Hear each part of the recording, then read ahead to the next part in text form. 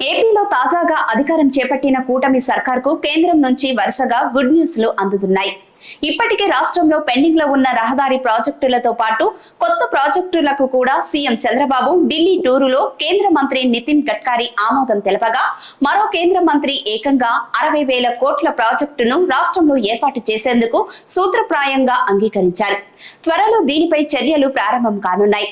కృష్ణా జిల్లా కేంద్రం మచిలీపట్నంలో 60,000 కోట్లతో బీపీసీఎల్ రిఫైనరీ ఏర్పాటు చేసేందుకు కేంద్ర పెట్రోలియం శాఖ మంత్రి హర్దీప్ సింగ్ పూరి అంగీకారం తెలిపారు. ఢిల్లీ పర్యటనలో ఉన్న సీఎం చంద్రబాబు ఆయనతో భేటీ అయ్యారు. ఈ సందర్భంగా రాష్ట్రంలో సుదీర్ఘ తీర ప్రాంతం ఉన్న నేపథ్యంలో దీన్ని సద్వినియోగం చేసుకుంటూ పలు ప్రాజెక్టులు చేపట్టే అవకాశం ఉందని చంద్రబాబు ఆయన దృష్టికి తెచ్చారు. దీనికి కేంద్ర మంత్రి కూడా ఏకీభవించారు.